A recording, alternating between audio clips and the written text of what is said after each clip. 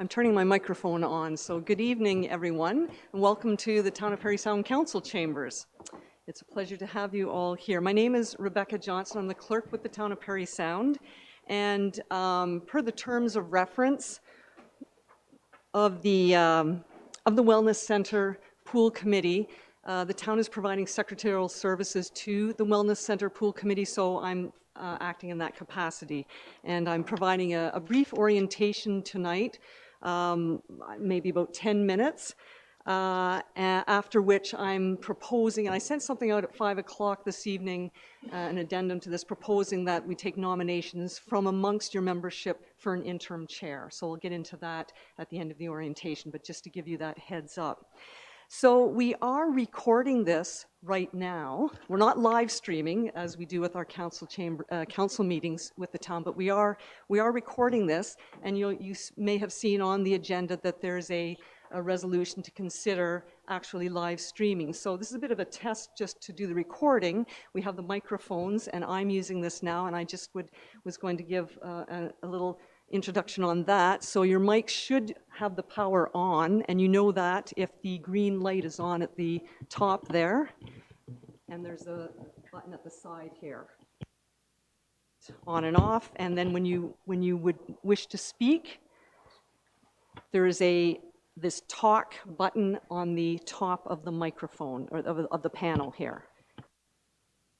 And this light comes on when it's ready to go, if you want to just try that.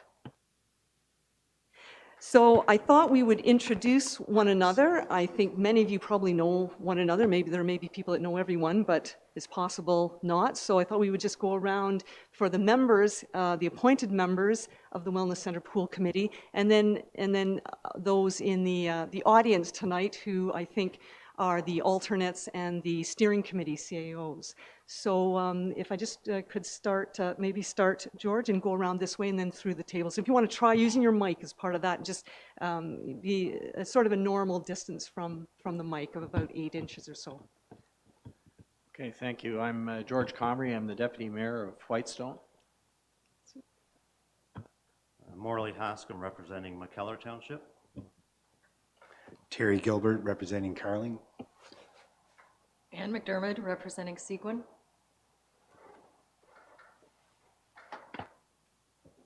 Okay. Yeah, Jamie McGarvey, representing the town of Parry Sound. Dale Robinson, representing McDougall Township. Chris Monday, CAO, Seguin Township. Thank you. Peter Robinson, Mayor of McKellar.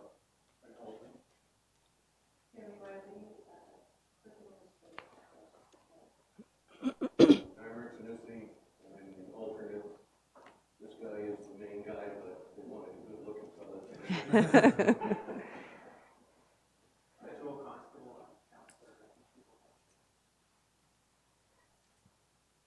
Yes? I was just going to finish with at the table here and then introduce. Clayton Harris, CEO for Parry Sound.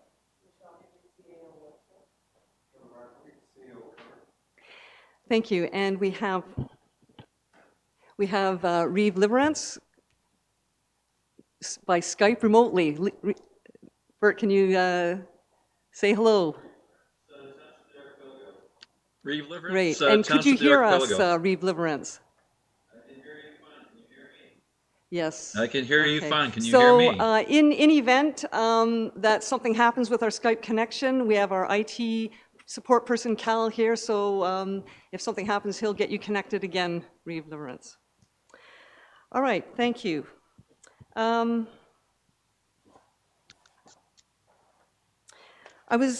provided some a handout around, and I also sent that around earlier today about 5 o'clock, just to go over some highlights of sort of the meeting process and in terms of reference.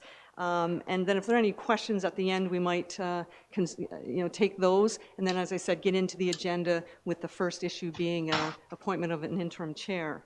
So according to the terms of reference, I'll be providing electronic agendas and backups 7 days in advance. It was not my intention to provide hard copies of the agenda or any of the backup material. If that is a concern or problem, please let me know and I can look at some accommodation. But I was hoping that the digital copy and backup would be sufficient for people.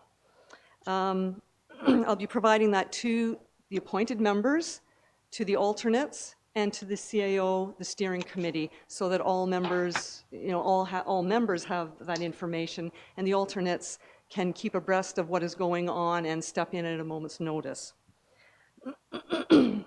I will be notifying your clerks of the meeting dates once these are scheduled, and there's a motion to consider the meeting dates on the agenda tonight, so that the clerks can provide notice of these meetings, which are public, also on your own website. That is according to the terms of reference of this committee. I did find with sending out your agenda with the package that it didn't deliver to some of you. So you notice that I sent it out then in a couple parts. I may be using software called Too Big for Email. I don't know if you're familiar with that. We use it for sending out our big council agendas. So if you see something that comes from me that under that software, it'll be just an email that points you to a link to get that information. That's how I might be doing it if there are quite large attachments. My intention is to provide minutes to you again digitally 2 days after the meeting. With respect to the meeting process, the terms of reference suggest or say that Robert's Rules of Order prevail. So obviously this committee is also formed by municipal councils, so the Municipal Act, especially regarding open and closed meetings, and the Municipal Conflict of Interest Act also would govern.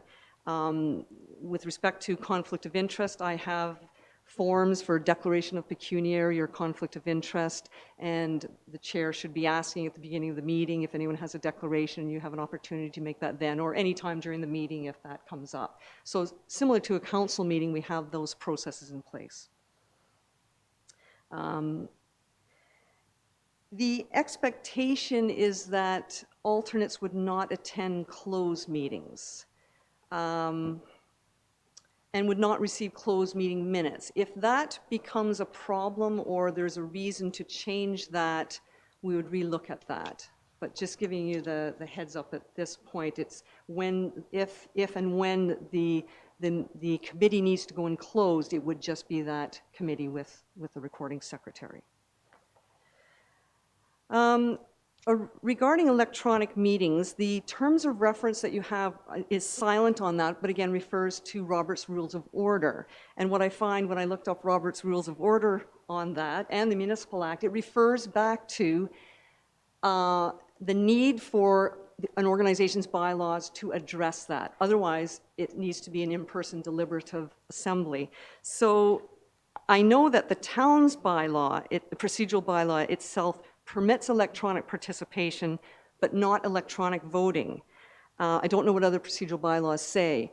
We were thinking that the town's procedural bylaw may be the one that we would use. I did discuss with Municipal Affairs this issue today, and they're proposing that, especially since your terms of reference for this committee indicate that the municipalities need to be unanimous if you're expanding the terms of reference, the proposal is that if this body would like electronic, not just electronic participation that we have, but electronic voting, that we ensure that all the procedural bylaws of the councils, or at least that aspect of your procedural bylaw referring to this committee, permits electronic voting. So I prepared a resolution if this body wishes to have that, so that to direct me to confirm with the municipalities that you have that in your procedural bylaw, and if not, to request that that be done. For our own part, with the Town of Parry Sound, we're prepared to bring that forward to the next council meeting on October 15th to amend our procedural bylaw to permit electronic voting. We already have the participation, as I said. With respect to electronic participants, just to be clear, electronic participant does not contribute towards quorum. So quorum is a majority of members of the committee, so that is 4, but it needs to be 4 members present. Okay? And a simple majority of votes cast by raising a hand is according to the terms of reference, it's a simple majority, and I'm proposing, I think, by raising of hand. I think that's probably familiar to you in council meetings. And in the event with electronic participation, I mean, the hope is, I think that's, if we are, when we're continuing with this, that we would use Skype so that we can see the person can see the assembly here, and a raise of hand there as well for Liberance. And if anyone else needs to participate electronically, I think, as I said, Skype is a preferred method. So get in touch with me to accept Town of Parry Sound Skype details and share those in advance so that we know to set that up. We have the capacity to have more than one Skype person at a time. Ideally, the process for making decisions follows the similar pattern of a mover and a seconder, so the same kind of process that you'd be familiar with. If I, as the recording secretary, am unclear about that, I may need to interrupt or restate the motion, etc. And a tie vote is lost, as is per Robert's Rules of Order and probably your procedural bylaws. With respect to closed meetings and confidentiality, the opportunity to go into closed meeting is for the same reasons as the Municipal Act outlines, as this is a committee of council and it falls under the Municipal Act. And the expectation, I think, is that if an item is discussed in closed, the issue and any confidential direction taken remains confidential to this body and alternate. This practice respects the Wellness Committee, the Wellness Center Pool Committee's roles as an assembly to deliberate on matters together and to come to decisions together where it is their authority to do so before releasing the decisions. So I'm thinking that, put another way, it wouldn't be appropriate for the body to be sharing with council issues that continue to be discussed and closed until this body has made some decision that in open about the matter. The last thing was just a review or a quick look at the governance structure, and I sent that. I didn't print that off again, but it's this document here that you've all passed as part of, in addition to the terms of reference. And I guess something I was just pointing out is we're looking tonight at the Citizen Advisory Committee, both the terms of reference and appointments to that committee, and there's a time issue around that, I think, because of the intake for the grant, which in one of the resolutions that was, or background information, erroneously indicated it as November 25th. It is November 12th, which is coming up fairly quickly. So you may wish to move forward fairly quickly on this issue. And the Citizen Advisory Committee is reporting to the Steering Committee, to then the Wellness Center and Pool Committee. Okay. Except for moving then into nominations for a chair, interim chair from amongst your membership, and I'll just look at that process in a second. Are there any questions or other comments or that you have? And don't forget, thank you. Just a question, was anything circulated to First Nations that for not a representative, but I don't think they have a representative yet, but for someone to show up here? There was not anything circulated to either member of Wissahickon or Shawnigan with respect to this first meeting. Okay, thank you. Thank you. Question, in the last line of your closed meetings, you say that what's happening in the closed meetings is to be shared with the alternate, but earlier you said the alternate was not to attend closed meetings. So I'm just wondering which it is. So I'm working this through. I'm thinking that the meeting is a deliberation of the members that are here, and that is it. I'm thinking that the minutes, though, are going to, this is the information that alternates may need if they need to come forward to attend a future meeting. Okay, but sometimes they may be at They may be the sole representative for a township. Will they be included in a closed meeting? If they are, yes, if they are the alternate, they attend the And if meeting. and they're the one that's here representing a township? Okay. Yes, And yes. they stay in closed? Yes. Okay. Yes, it's not the intention that, yes, it's the intention that if the alternate is coming to the meeting, the alternate comes to the closed meeting. And that's why they would get minutes so that they know what has happened, what's transpired. I guess for clarity, looking at the assembly this evening, if we go into close, it would just be the members here. Are there any other questions? Reeve Liverance. Do we have the option to allow the alternates to attend closed meetings as well? In addition to the, Yeah. I'm putting it Yes. out there that it's not an option, that it is whoever is attending the meeting as the member, either the member or the alternate.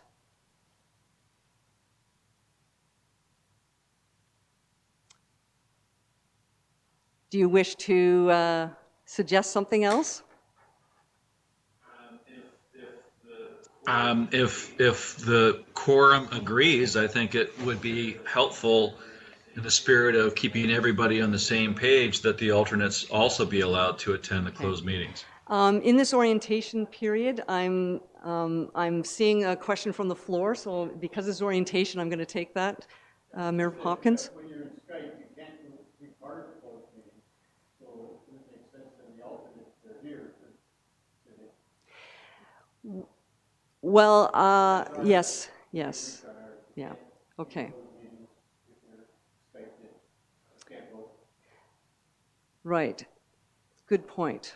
So let me take this back and work this through with another suggestion at the next meeting. Is that all right? Mayor McDermott?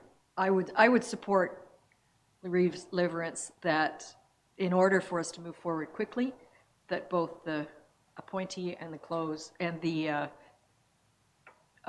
second person should be allowed to attend, but one vote per township. Yeah.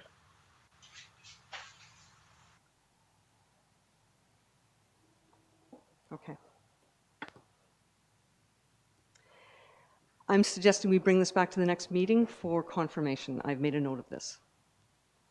Mayor Robinson? Just for further comment, I think if that alternate is in, I agree with the one vote per township, but I think it should be one person taking part in the discussion as well. Otherwise, the group becomes unwieldy, and if you have someone who has an alternate and someone else doesn't, then you've kind of overweighted the discussion in it. So I think along those lines, I'd be supportive of it as well. It just makes sense that if someone is Skyped in, their municipality should have the representative in the room for that vote in closed session if it does take place. Although I know matters are ratified outside of closed session anyway.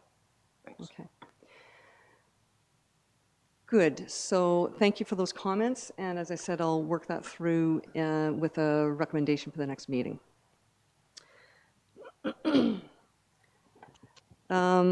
So are there any other questions or comments?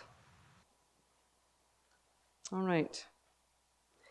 Good. So I suggest now that we move to an item of nominations. As I indicated, I propose we take nominations from within your body. If there's more than one, and as a mover and seconder, I need a mover and seconder for that. If there's more than one nomination, we would have a vote by show of hands. Mayor McGarvey? I nominate Mayor Robinson. Is there a seconder? I'll second that, Okay. if he's willing. Yep. Thank you. You accept that, yes? McGarvey and,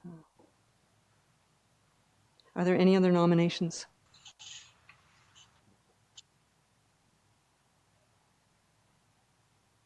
Seeing none, I close the nominations, and all those in favor?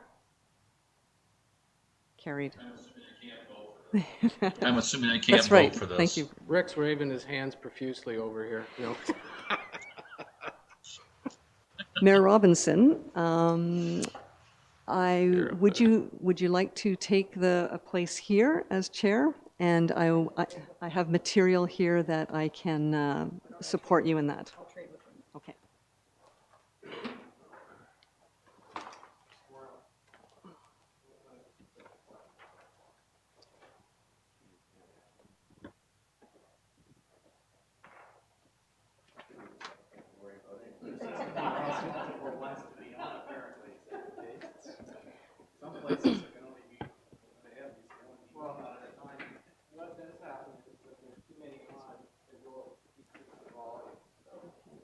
There now. So you may have your material electronically, but I've also got the agenda and some of the resolutions that we're looking at tonight. So here's the agenda with the backup.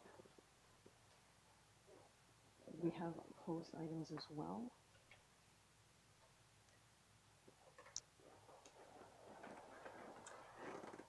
And so I'm suggesting that we might go into closed at the end of the meeting to discuss some of these. Okay? Thank you, everyone, and welcome to the first meeting of this illustrious group. Thank you all members for taking part in this. I know we all have busy schedules and it's an extra night out, but it's certainly a very worthy cause to be doing that. So welcome to everyone and thank you to everyone.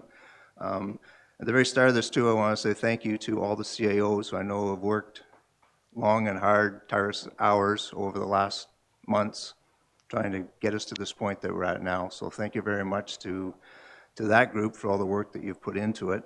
I know there's some entertaining moments, I understand, in the whole process, but that's to be expected when you get people in the room together who all have great ideas trying to work it all out. But we did get to this point, so thank you very much to that group for all the work that you put in and you've done to get us to this stage. Thank you. Without further ado, I guess the first matter on our agenda is the selection of a chair.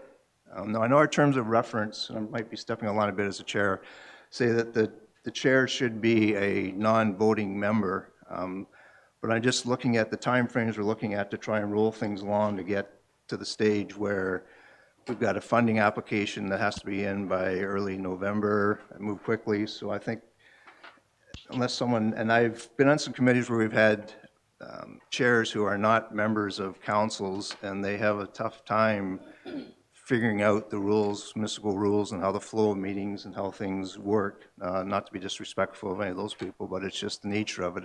There's a large learning curve in terms of doing it. So we have the power to change the terms of reference, I understand, within this group. So I was wondering if there's any support. I'll put it out for discussion to the members, if there's any support of having that part of the terms of reference changed to having a chair that is one of our voting members. Discussion on that? Excuse me, Oh. Mayor. The terms of reference indicate the community may not exercise. I wrote the rules already.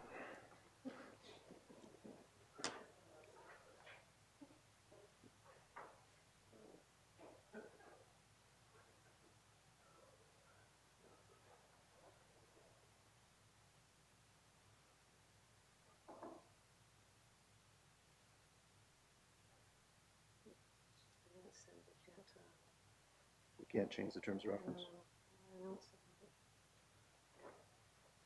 Maybe I'll ask the CAO group. Is anyone there familiar with the terms of reference? You were the ones who drafted it up in terms of, does this committee have the power to change any of the terms of reference? Only, here it is, sorry. Only respective councils can authorize an amendment or expansion of the terms of reference. So not the council reps? No. Only respective councils can authorize an amendment. All right, tried to short circuit the system, but that's not going to work, so. Under the terms of reference, on the second page of the terms of reference, the second to the last subsection is amendment, expansion of the terms of reference. Only the respective councils can authorize an amendment and/or expansion of the terms of reference. Any amendment/expansion must be unanimously approved by the respective councils.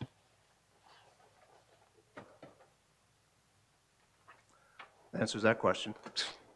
So anyway, so we'll move on to then our item 2 then is the selection of a chair who is a non-voting member. Do we have any suggestions? this point. Mayor McDermott? There have been some people that have been very active in the ad hoc committee for years on the pool. And I wonder if requesting one or of them might be appropriate. And I don't know, since we're in open, if names are appropriate here or not. They aren't. We can't name anybody but in open. So I'm not sure how we're going to do this. Okay. Mayor McGarvey? My suggestion would be that if we're going to discuss a Citizens Advisory Committee or a person possibly for chair, that we go into closed for that, to discuss that, because I think there are names that might be bantered about that I think is unfair for the individuals themselves to have that happen. So now, saying that, is there, yeah, we can put them together, which would be the right thing to do. Is there anything that we can deal with first in this agenda, so we maybe deal with the closed item at the end? Is that a possibility? That's the question I was just putting to the clerk. Item 3 is live streaming of meetings. There's a resolution there. There are actual terms of reference for the Citizens Advisory Committee, which is item 4, so that doesn't get into personnel or specific people, but the terms of reference. The process to recruit the Citizens Advisory Committee, that's what the direction is that we're looking for. There's a due diligence verbal update from Mr. Harris. I don't know if there's anything closed out of that. If there is, he could advise us, and that would go into close. Otherwise, that would be something that could follow. Then there are a couple of items of correspondence. 7.3 is an item that it should go into close. So we could start with live streaming, Citizen Advisory Committee terms of reference, the process to recruit advisory committee members. They're itemized as 3, 4, and 5, and 6. And then move into close to deal with Citizens Advisory Committee nominations or members or suggestions for the chair, and 2 items of correspondence, well, 1 item of correspondence regarding an additional site for consideration, and a recommendation on potential reviewed site that was circulated today confidentially. Those items are prepared here in a resolution to go into close for reasons under the Municipal Act. Yes. There are things we can do without going to close first. So without further ado, then, we'll move on to item 3, which is live streaming of meetings. Can I have a mover and a seconder for that resolution to put it on the table? Moved by Mayor McGarvey, seconded by Councillor Gilbert. Do you want me to do the writing on this? Or do you want to do the writing so you can read it?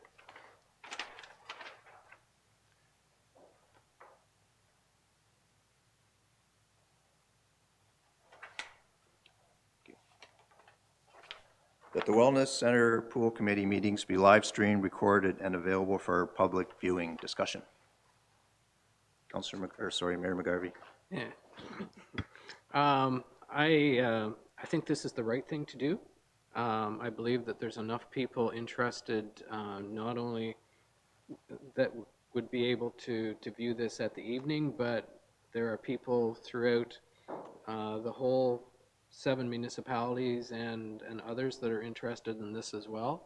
And they can certainly view this at any time, because they can log in and watch the meetings. Also, there will be presentations along with it, and that way they get to see the presentation along with the meeting, and everybody has an opportunity to know what's going on. That's what I believe anyway. Thank you. Other comment, discussion? Okay, then I'll call the question. All those in favor? It's carried.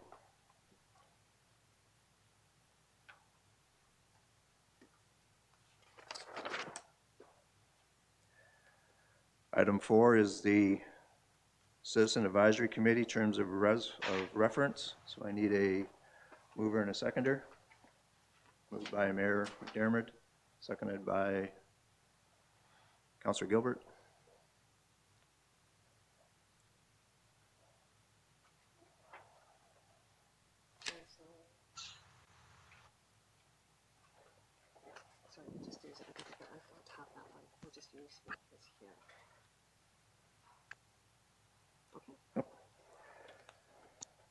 That upon the recommendation of the WCP Steering Committee, the terms of reference for the Citizens Advisory Committee attached to Schedule A are hereby approved. Discussion? Mayor McDermott? Just a question, 3.1, where it's suggesting that there be 9 members. If you just count the attributes in that 3.1, you're already at 10. So I'm wondering if the 9 may be too limiting, because, for instance, if we did First Nations, healthcare, public relations, engineering, business owner, we'd already be over the 9. And I just wonder, anyway, I don't want a huge committee, but I'm just wondering, we couldn't have one of those people in each of those categories and stick at 9. Okay. Any other comments or discussion? I know this was discussed at length, I think, amongst the CAO group in terms of coming up with that number. I think there was, you did touch, Mayor McDermott, on the size of it too, in terms of being unwieldy and having that group of people to do it. So, but any other comments on it before I call the question? Councillor Gilbert? Well, just if we need to have a certain amount, I don't want to step on the CAOs if they come up with a number for that reason, but if Anne's saying that the number, we need 10 to have it, can we put it's a maximum of 9? Is that what we've got on there now? Like we don't have to have 9 members, it's just a maximum of 9? Yeah, it doesn't actually say maximum. Yeah, so the advisory committee shall consist of 9 members. Now I'm assuming, once again, this is a terms of reference item, so it can't be changed by this committee? No, this is up for this committee's approval. Okay, so we can change it then. So someone making a, sorry, Councillor Comrie? Yeah, I was just wondering, was the intention that all of the criteria have to be met somehow in those 9 people? I mean, or is that? I'm not sure what the advantage of having an unwieldy committee is, but you might not satisfy all the criteria that were intended for the participants. Maybe we should get some information from the CAO steering committee on the reasons.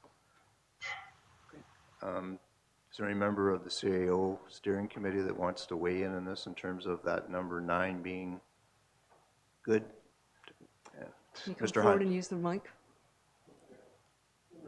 Mr. Hunt, will you move up to the mic, please, just so that,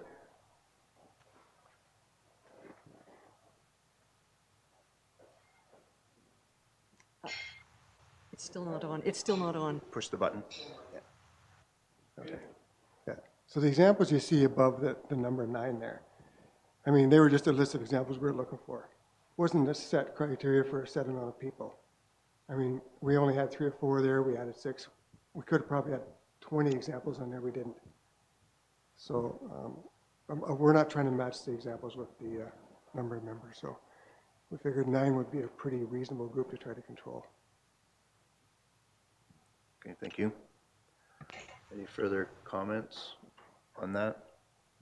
Didn't hear a recommendation to, it's a friendly amendment to it, so I'll go call the question as it's worded then. All those in favor? It's carried.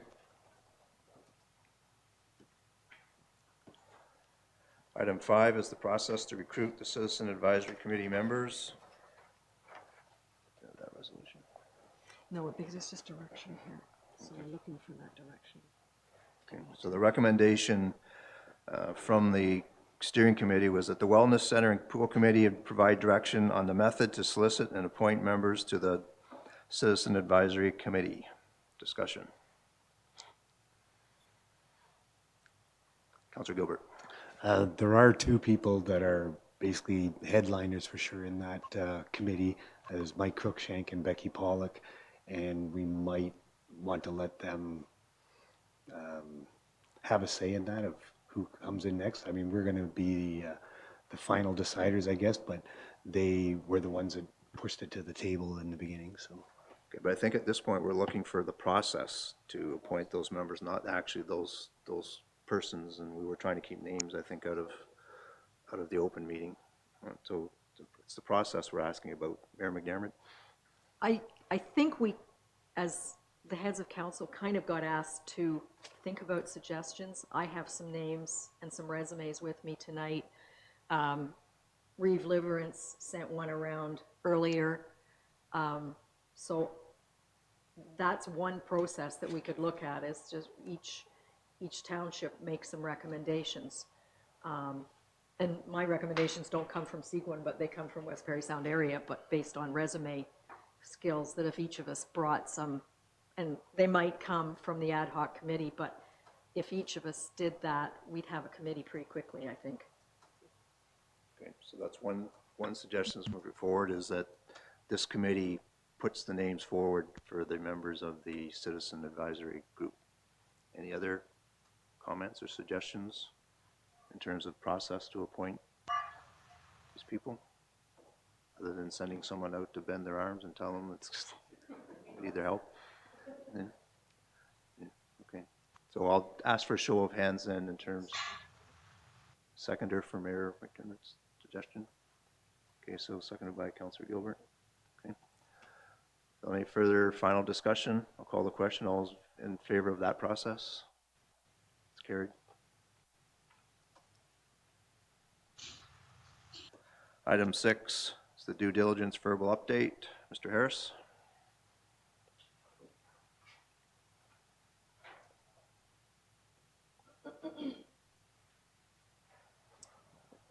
Thank you, Mr. Chair. The steering committee's asked, of the CAOs has asked me to make the presentation this evening and bring the committee up to speed. The steering committee's, just for everybody's reference, is made up of the 7 CAOs. We are supported by the Director of Public Works for the town of Parry Sound, Mr. Peter Brown. We've met twice already. We're anxious to get going. We know that the application for the grant is due on November 12th. There's a lot of work to be done between now and then. We've met twice as a group, and we're meeting every Wednesday at 1 o'clock. And the consultants that we've engaged to do the due diligence, they're on board, and they're meeting with us as part of those weekly meeting process. Consultants have started their work. They've understand that timelines are compressed. Back when the RFP was originally issued, we didn't know about this grant and the timelines that we'd have to work within, but they're very anxious to assist in getting the grant application in. So they're trying to coordinate the work that they need to do in order for us to complete the grant application, that it's done. And so they're adjusting their timeframes within their own offices. As I mentioned, they're meeting weekly with us, and they're coordinating anything to do with site selection, site information that's required from the town. They're dealing directly with Mr. Peter Brown, the Director of Public Works here. They've asked for some information, and everything they've got from the town. They have asked for some additional information today from the Y as to their building and some plans and just what is in the building and what's the structure of the building like. So they're working closely with the YMCA to get that. Mr. Rob Armstrong from the Y, he's involved. We've had conversations with him, and they're very committed to participate in the process and be as helpful and supportive as they can. They've also, we asked them if they'd be interested in putting somebody on the Citizens Advisory Committee from the Y, and they said yes, and they've put forward a name that they would suggest.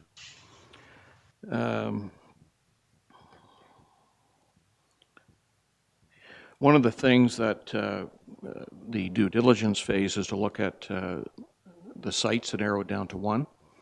We approached the province, who's the original. The province is the one that originally goes through the applications and screens them before they go to the federal government. We asked them, do we need a specific site to submit our application on November 12th, and they said no. We've got that response in writing, so that's good. It just takes a little bit of pressure off. If we're able to identify a site by them, by then that's fine, but it gives us a little bit of slack if we're not in a position to have a specific site by that point in time. The grant application, the deadline is very tight. We're trying to involve others and coordinate pieces of the grant application. I was speaking with Becky Pollock earlier today, and she might assist with some of the writing. The upfront, the executive summary, kind of I'll call it the pitch. You know, there's a lot of numbers and a lot of information, but I think it comes down at the end is what kind of a pitch can you make? What kind of an argument can you make that this community deserves funding for this type of facility? So we're trying to engage other people so that we can spread the workload and get it done on time. The consultants have also, we've asked them if there's pieces of the application that they can take on. They've said yes, they're going to look at that. They've scheduled a conference call for tomorrow to talk about what it's outside of their scope, but they've, again, we're trying to see all we can do to get the application done on time. So we're going to see what that would involve in terms of any change to their original RFP.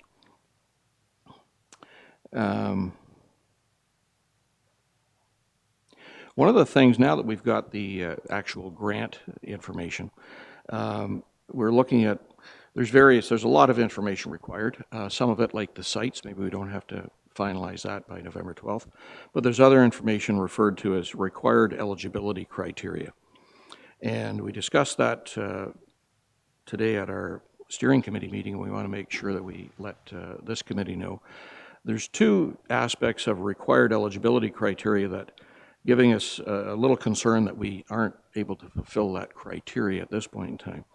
And it has to do with how this project would be funded. The two sections of the grant application, one says demonstrated ongoing financing to manage operating pressures without creating operating and/or capital cost pressures for the province. So that speaks to the funding for how this operation is going to be paid. The second section under required eligibility criteria, demonstrated availability of cost-shared funding to proceed with the project.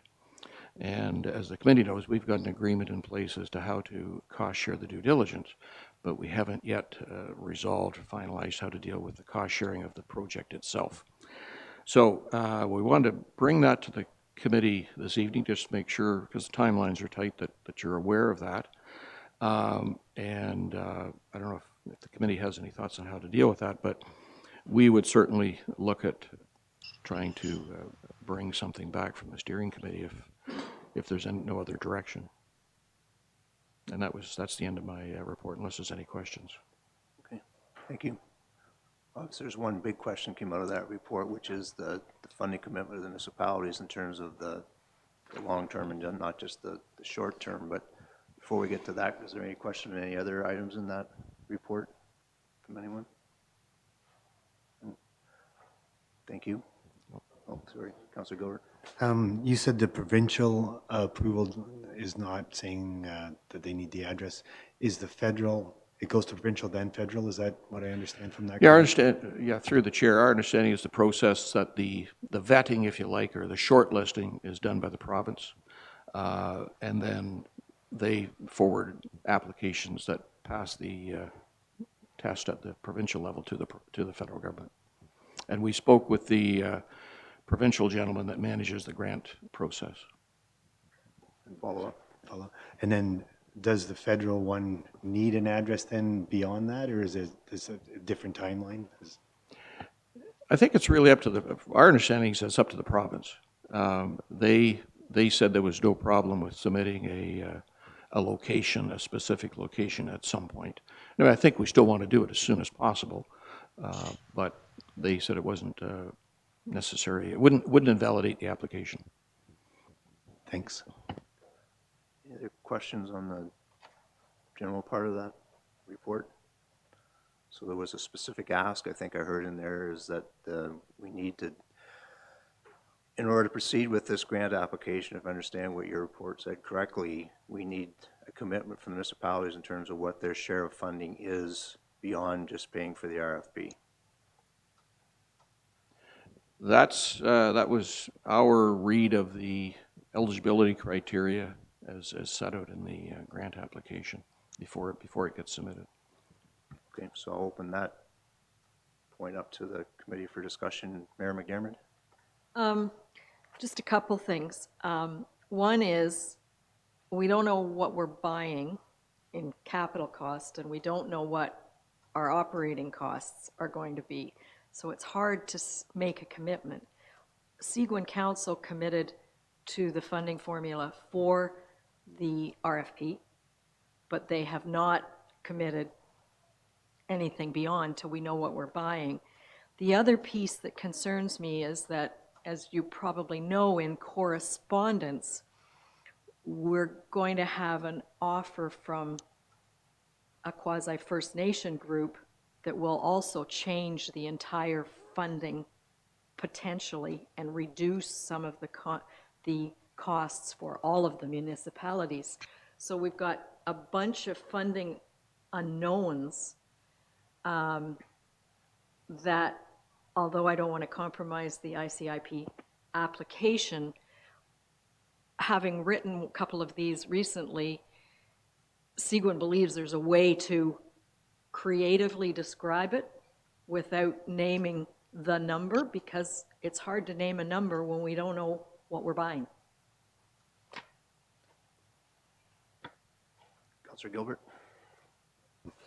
So at Carling, we passed a resolution on the funding formula of the 10% for Carling Township, and then we put a maximum of $15 million on that, so that we are 10% of the 15 million, so that our taxpayers, our response to our taxpayers is we will not spend more than that amount, so the rest has to come from funding or whatever. So having a top formula maybe is a good way for the municipalities to sort of satisfy our residents, I guess, is the big thing.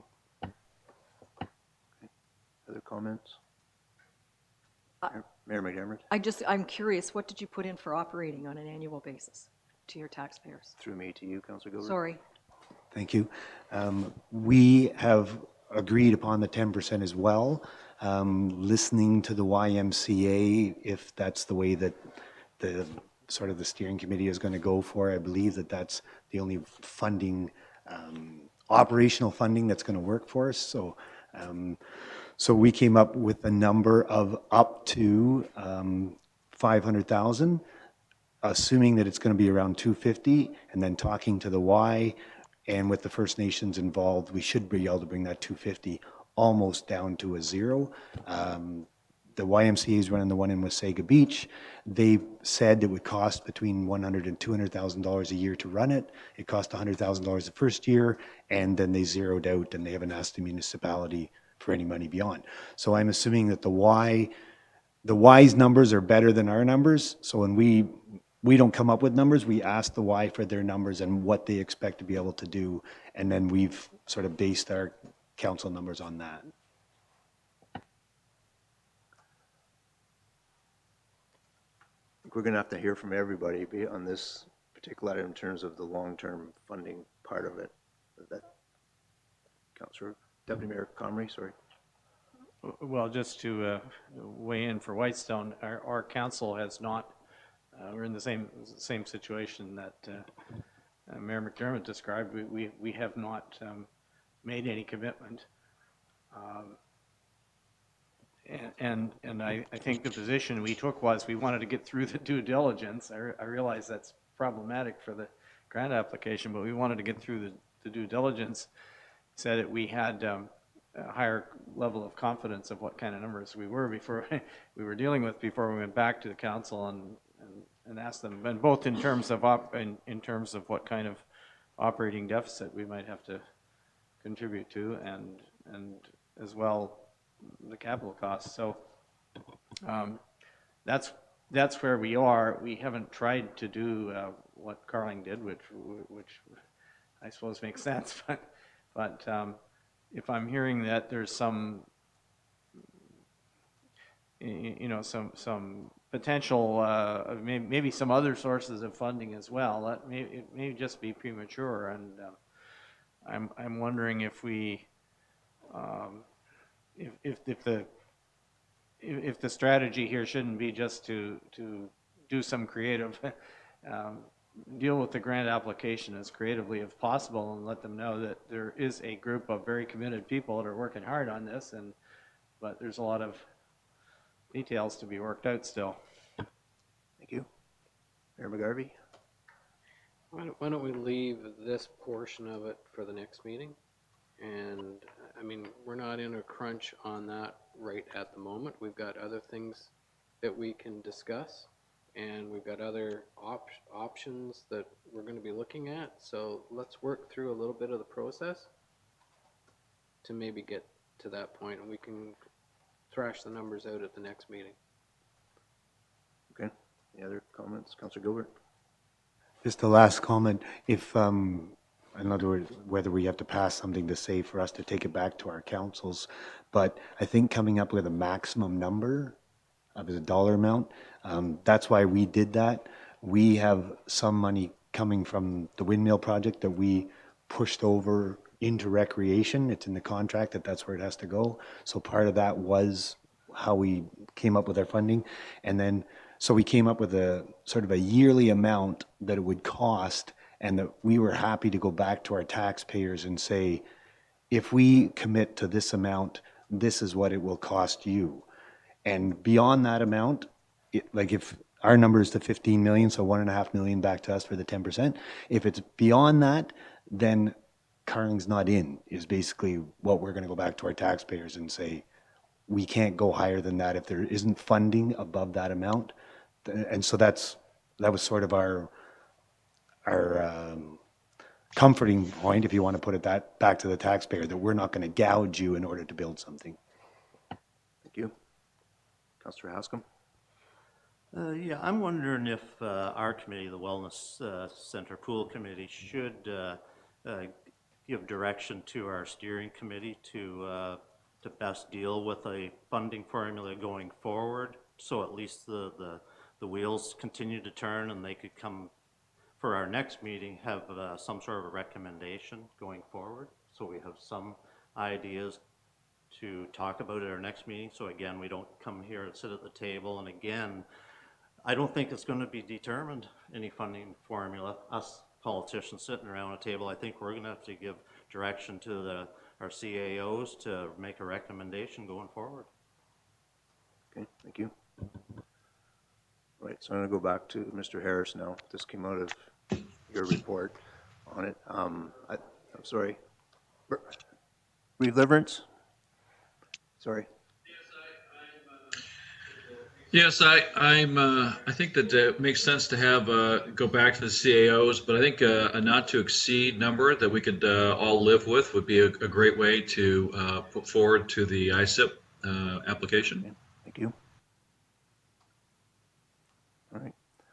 So, yep, Mayor McGarvey? So is that upset limit the cash that the municipalities would put out, or is that the total project? Because if there's grant money involved, okay, then you're capitalizing on that. So you can get a lot more value than you can if it's just straight cash that you're doing. Councillor Gilbert? So our formula is just a maximum. So if we only have to spend 5 million of the group, and we're still in for 10% because that's the funding formula, then so be it. But if we don't get grant money and the cost of it is 25 million and there's no grant for 10, then I can't go back to my taxpayers and say, oh, I just changed my mind. So we're basically saying up to 15 million if there's grant money, great. And if there isn't, and it's a $25 million build and there's no grant, then we would have to back out at that point. So. All right. Mr. Harris, have you gained any direction out of this for the steering committee in terms of There's different suggestions in there. There was maybe to be I, creative in terms of the grant application. There was the steering committee's work is far from done. I mean, it's a difficult task. The cost-sharing formula has been something that's been on the table for a long time. But no, I think we understand the conversation that took place. We had a similar conversation today at our meeting, but it was helpful to hear what the committee members think. So we'll work on bringing something back to the next steering committee, or next Wellness Center and Pool Committee. Right, okay, so you want to, Just one thing, I think we need to include something from the First Nations, because they put something on the table. So the current formula doesn't have any mention of them, and it did in 2018. If you're referring, Mr. Chairman, if you're referring to that letter, that's not from the First Nations. It's from a housing corporation, yeah. do we need, I guess I'll put it back to the steering committee. Do you need a resolution from us for direction, or have you gained enough direction from this discussion? I think we'd appreciate direction, and I think Councillor Hascom had pretty succinctly give the steering committee direction to bring back some options next Wellness Center Committee. Relevance? Yeah, just for discussion, I've received a meeting request from the Ministry of Infrastructure and Ministry of Tourism for the ISIP training session on Tuesday, October 15th from 10 to 11:30. I intend to attend this meeting. I'm not sure if anybody else has I think we received all this received invitation that, as well. but someone in each municipal office, I'm pretty sure, would have received that, if not the individuals at the table. But probably went to the heads of council, I think, is where that was sent, but anyway. So then we need Councillor Gilbert? Sorry, one last comment. We've sort of looked at the First Nations as sort of a bonus. Part of their funding criteria, I guess, is not money up front. Oh, getting excited, Rebecca. So she's starting the pool water. That part of the their application is more operating as instead of the building. So the funding structure might change after the fact.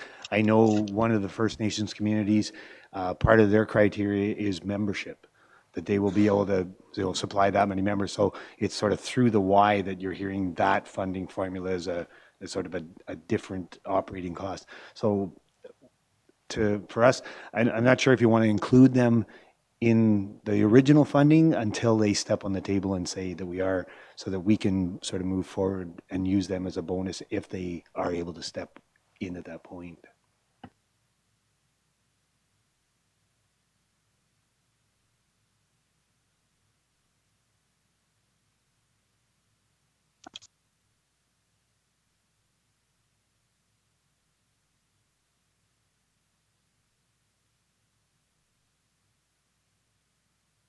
We should have some firm direction in terms of, if we're going to move and second something, then we need a wording for terms of doing that. So Councillor Hascom? Yeah, I'd like to move a motion for the Wellness Center Pool Committee to direct the steering committee to best come up with some sort of funding formula going forward, and probably, as Councillor Gilbert suggesting, that maybe there could be a maximum put on there, and and it will lower when we receive commitments from the First Nations. Okay, is that enough? I would move with that motion. Okay, you're going to have to remember everything you said there. No, okay, well, we'll shorten it back up to just give direction to the steering committee to come up with a suggestion for a funding formula going forward. Okay, and that's seconded by Councillor Gilbert? No, okay. Just a comment, the steering committee has come up with a funding formula. So what we're trying to do is go back to councils and say how much funding if you agree with the funding formula, how much funding maximum are you willing to give? Sorry, Ray. Do you have that funding formula? I was under the impression that the funding formula that was came up with by the steering committee was to deal with on the 170,000 to go forward with the RFP. I was under the impression that a funding formula going forward after the RFP still would have to be agreed upon. Is that correct, Clayton? Through the chair, that's correct. But just if I could comment on Councillor Gilbert's question or comment about the going to councils. Yes, if something comes back to this group in terms of funding and upset limits or whatever we build into it, it would still need to go back to the respective councils for ratification. But this is the first stop-off point where we bring it, get agreement here, and then back to the respective councils for approval before November 12th. Okay, so can we work with that resolution or direction in terms of simplifying to the point of just saying the steering committee be given direction to work towards a funding formula beyond the RFP to deal with the grant application and the final build, and then put that back in the hands of, does that cover enough of it for direction? Mayor McDermott? I'm comfortable asking them to go back. However, the funding formula that we agreed to for the RFP with Seguin at 23%, Parry Sound at 25% is not acceptable to Seguin. So the percentage is not acceptable. The one that was moved and seconded in 2018 had Seguin at 18%, and we've gone up 4%. So the funding formula that came forward for the RFP, we accepted it to get the RFP moving, but we are not prepared to take 23% of the overall cost with Parry Sound at 25, because we do not believe that our township residents will benefit as closely as the Parry Sound residents. So if we're sending it back to the steering committee, they need to be on record that what was put forward in the last 3 weeks is not acceptable to Seguin at this stage from a percentage point of view. Okay, and I think the direction, when we give this back to the steering committee, will be that they will have to go to their respective councils anyway. They can't come back on their own without doing it, just the same as they couldn't the first time around. They had to come back with that resolution. So this, it has to go to every one of the council tables to do that. So is that enough direction then in terms of, or I guess I need a mover and a seconder for that. So we're basically saying we're putting it back to the steering committee to come back with a funding formula that goes beyond the RFP, that will allow the grant application and will commit the municipalities to the final build and operation of the Pool and Wellness Center, and it will have to have the support of each one of the individual councils before it comes back to this group. Councillor Gilbert? And do you want to put a maximum amount in there for everybody, or do you want everybody to do their own? I'm thinking, since everyone's thinking on different wavelengths, is probably with not putting numbers and constraining the steering committee is probably a better way to do it. Just, I'm not at a place as the chair. Councillor Comrie? I am just not convinced, not prepared to commit that you're going to get an answer from my council in the time frame you need for the grant application. And if it kind of sounds to me like we're not the only municipality in this situation. So I'm concerned that we're giving the steering committee an unreasonable task. That's all. I mean, they did a lot, as someone already said, they did a lot of work on this, and it didn't come to a resolution. And I think some people are, didn't come to final numbers that everybody was prepared to accept. I don't see that as a showstopper, to be honest. I mean, if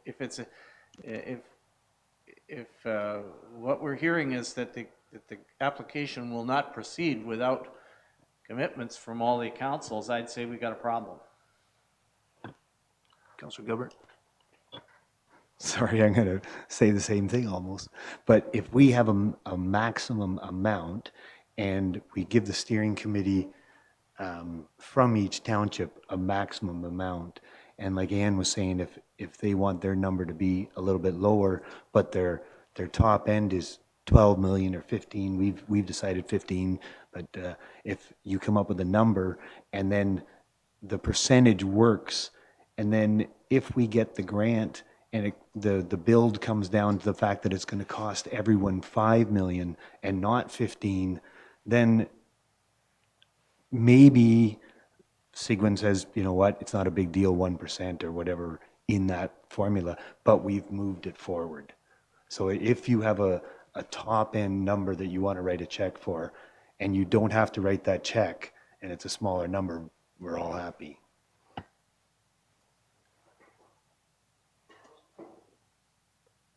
All right. We're probably have to break this down to some smaller components here, I think, because we're not all on the same wavelength. Mr. Harris. To the chair, just a point of clarification. I'm not sure. I thought I heard that the CAOs would go back to the respective councils for a funding formula before coming back to this committee? Or would we come back to this committee, kind of get agreement around this table, then go to the councils? That's a question for, no one here has the authority to bind their councils. So I don't, for any of that, we haven't had this discussion on the permanent. We've gone a little bit further in McDougall in terms of when we said the 16.2 or whatever our percentage is going to be, we kind of went in knowing you're probably going to get, this is your share all the way going through it. Obviously other councils didn't approach it that way. They were just doing it one step at a time, and that's fine. Everyone's going to move at their own comfort level with their council and their ratepayers. So I think at this point, it sounds like if you can do the application for the grant, I'm just going to kind of summarize this so we can then get a mover and seconder. If you can do the grant application with what you've got in hand now, go ahead. If you can't, then it's probably premature. And it doesn't matter because you can't do it anyway if you can't go ahead, obviously. So is the committee okay with that direction at this point? Because we don't have agreement in terms of upper limit. No one here has had, Carling's had that upper limit discussion, but I haven't heard that anyone else has had that discussion yet. So I don't think the committee members, are we okay to give on that part of it, to say go ahead with the grant application with what you have now, knowing you have no long-term commitment? Is that kind of a mover and a seconder to give that direction to the steering committee? Moved by Councillor Haskam, seconded by Councillor Comrie. Any further discussion? All's in favor? Just a quick restatement. Are we recorded? We're just asking the steering committee if to proceed with the grant application, if they can do so with what they have and the current commitment from the councils without any further commitment from the councils. If they can't move forward, then they can't move forward. That's what, any further discussion? I'll call the question on that. All in favor? It's carried. Okay. Now the next part of that was, at this point, does the committee want to give any direction to the steering committee in terms of working on a long-term beyond funding formula beyond the RFP, or no? Councillor Mayor McDermott? At this point, I think it's premature because, as we said before, we don't know what we're buying. And, you know, a lot of the months that have gone by have been spent on funding formulas, the percentages more than the dollars. And I think there wasn't a lot of progress, but the percentages may change as the dollars get understood. So at this stage, I'm comfortable with the direction we just passed. Okay. Mayor McGarvey? Well, yeah, I think once we get some numbers, then we can do that. I think numbers are probably a good idea on, you know, this outfit that we've hired. I can't remember the name of them, but CSP? Yeah.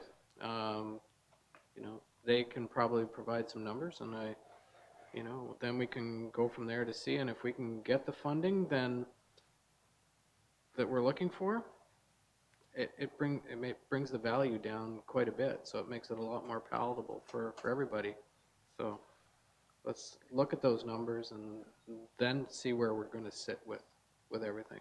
And then they can fill out the application and get as far as they can with it. Meanwhile, the RFP company is looking at the costs and what's going to be in there, that sort of thing, and we can get a number on that to know what it's going to cost. It can be all done, I think, all at the same time. Councillor Gilbert?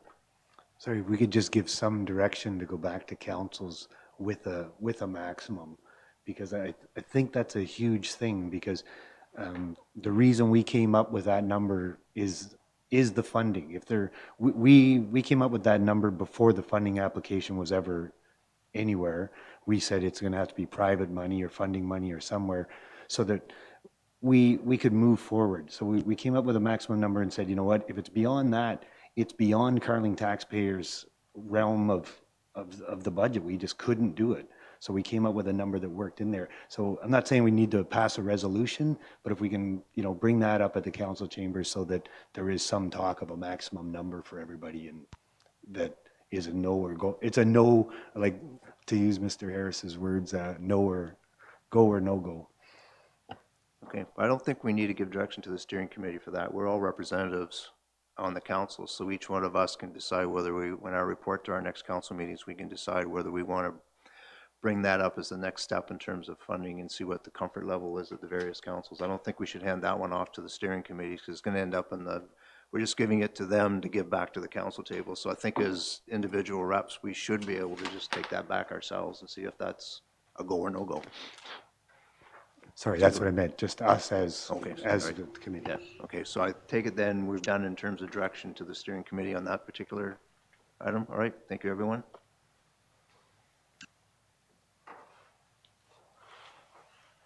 Thank you, Mr. Harris. Correspondence, 7.1, it was the Prairie Sound Affordable Housing Development Corporation. I think that was on that was sent out earlier today, I believe, to everyone. This was sent out last week. Last week, okay. So it's there for information, unless someone has any comment or discussion from the committee at this point in time on that. Seeing none, okay. And then the second one was the correspondence from the Georgian Bay Native Nonprofit Homes Incorporated. Once again, there for information. And if any member of the committee wants to make comment at this point, or no, okay. So we'll just show that as having been received by the committee. Okay. I think at this point, we've done as much as we can do in open session.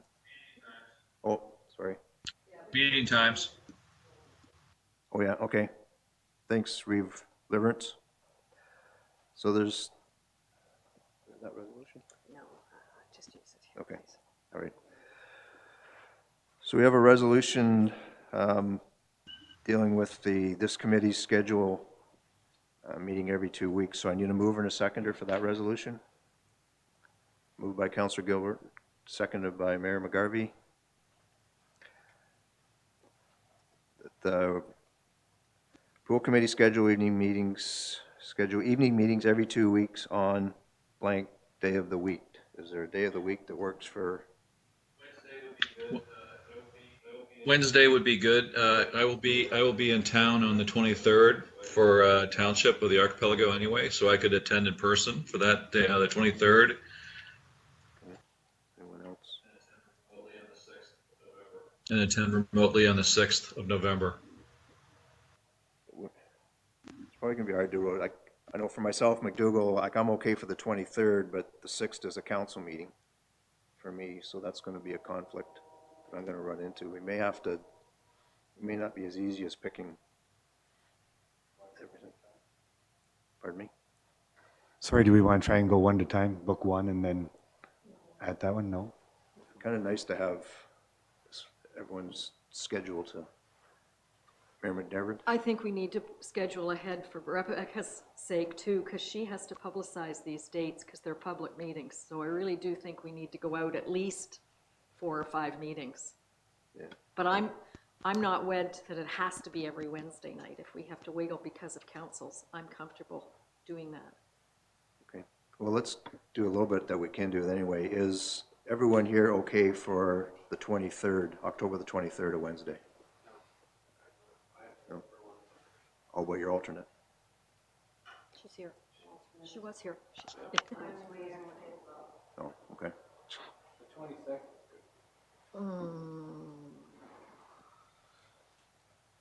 22nd? Reeve Leverage, you're not going to be here though on the 22nd? No, I'd be remote again. No. We will not have had a chance to meet in council to pass a resolution for remote for electronic voting. That's going to be tight for us too. And Whitestone has a council meeting then on that? On the 22nd. Yeah. And that's kind of hard because the alternates are members of council, so it's not a matter, once you bump into a council meeting, you've kind of taken 2 people out at the same time.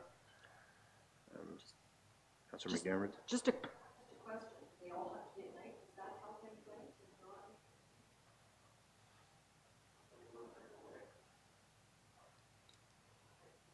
It's just a question, really. It's not forcing it, but maybe one of the they have. I don't know if that makes it easier for some.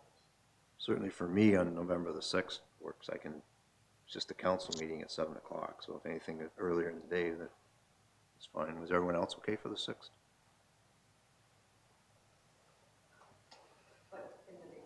Yeah. No? Councilor Backman? What day are we talking about? 6th. Oh. First of all, everyone was okay on the 23rd, October 23rd, the Wednesday at 7? But was everyone okay on the 23rd though? Because that was when Reeve Leverance could be in attendance. Perry Sound, neither rep. Either rep on the 23rd? No? Oh, okay. So it didn't work. I'm sorry, Councilor, Mayor McGarvey, what was your suggestion then for?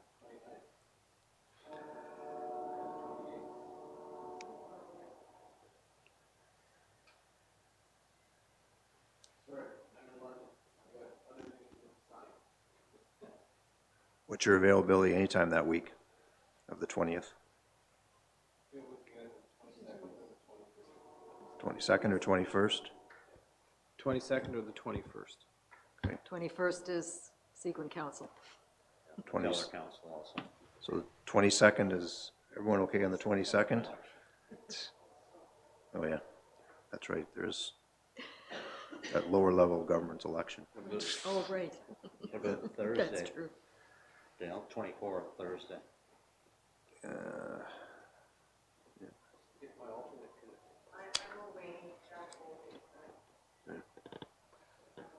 Okay. So we're gonna have to go 3 weeks, looks like, so we have to push the next meeting to the week of the 28th. So I'm just gonna run through these dates and see how that works out for everyone. So November the 28th, 7 o'clock. Everyone okay? Is that a Monday? Is that what you said? It's a Monday, Yep. October 28th. Sounds like that's a go. So everyone's okay for that? 7 o'clock? 7 o'clock, yeah. Okay. Monday? Yes. Everybody liked the 6th, Monday but the that's 28th. only 1 week out. No, I didn't like the 6th. Oh, you didn't? I'm okay with the 6th if it's earlier in the Keep your day, hand so up it doesn't from here. conflict with a council meeting. But that's only 1 week after the Yeah. one that we've got, so that's probably too close. So we're looking at the week now of November, 11th. ooh, I'm just wondering with the grant application, they might want to have that meeting on the 6th. okay, as the clerk has just pointed out, the grant application deadline was the 12th, so maybe you might want to follow up with Meeting on the 6th? 6th, or maybe what I'm going to suggest is, we got the one set let's go with that one, then maybe we can do a circulation, because that seems to be the better way than rather than spending a whole lot of time doing this here tonight. So we've got one meeting set, then maybe we can impose upon the clerk of Perry Sound and maybe send out a poll to everyone and try and sort out between yourselves and your alternate what dates work the best going forward from there. And maybe start with that week of the 6th as the first one, just because of the grant application still, in case there is something still in play for that. Councillor Gilbert? I'm with Ann, days or evenings works for me if, that works for anybody else, so. Okay. If it's a daytime for me, it's better off around the lunch hour, it's less disruptive to my place of work, but. Given that, and given when the grant application is due, why don't we tentatively say sometime during the day on the 6th, lunchtime or something? Then we'll at least have it on our calendars if we've got some scrambling to do the week before the grant application. Wasn't there someone who couldn't make the 6th at all, or was it just me? Just I me? think it was you at Okay, all right, so we'll do it on the 6th at, 6th. sorry, Mayor McGarvey, you're not here? What about Vanessa? Councillor Bachman? Yeah, okay. So what time during the day? Lunchtime's fine. Noon? 12 o'clock work for everyone? It's a It's a Wednesday. Wednesday. Here, assuming these chambers are available? Yeah, okay. So then going forward after that, maybe if you can send a poll out to try and do like an every 2-week rotation to, or is it critical for 2 weeks once we get past the grant application time? Every 2 weeks is pretty onerous. Keep it moving.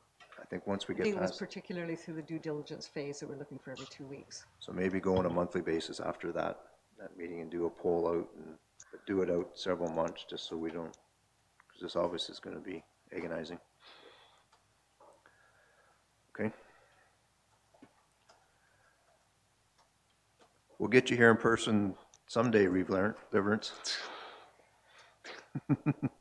The alternate left the room on you.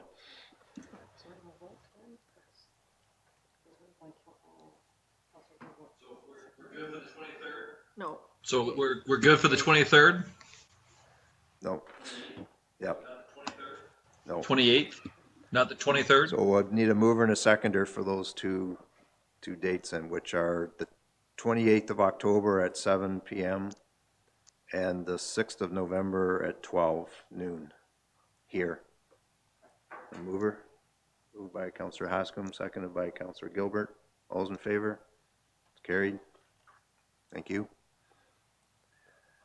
Anything else we can deal with before we go into closed? This was new business, other business that I sent by email, a suggestion for dealing with the electronic participation.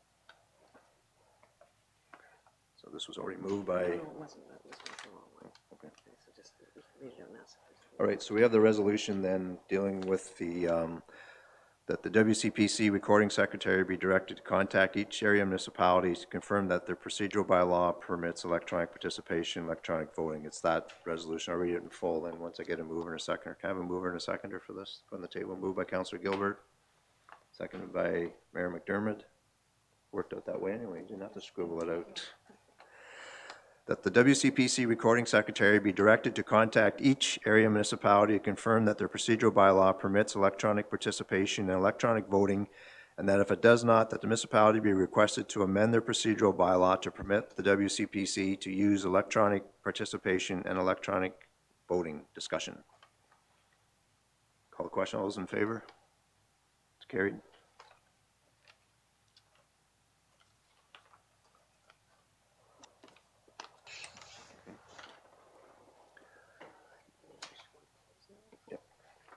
So I need a mover and a seconder for close. Sorry. Well, we're still in open. Councillor Gilbert? Sorry, did we pass a resolution for the streamlining as well? I didn't remember that. We were going to talk about having a live streamline. Did we pass that? I missed, okay, thank you. Okay. Yeah. So I mover and a seconder for the closed session. Moved by Mayor McGarvey, seconded by Councillor Comrie.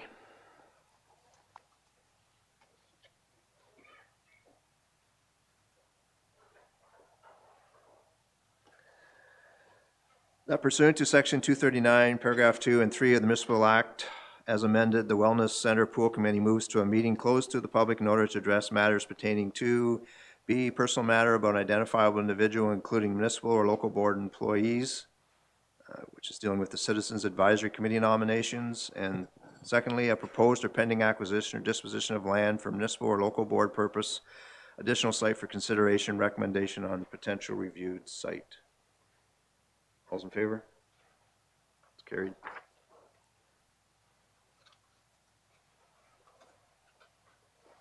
If you don't have a place for the chair to sign.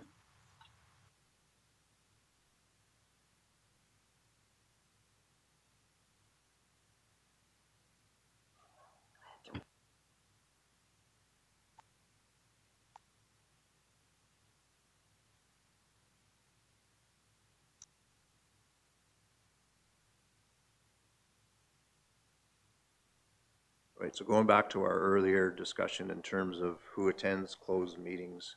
So at this point,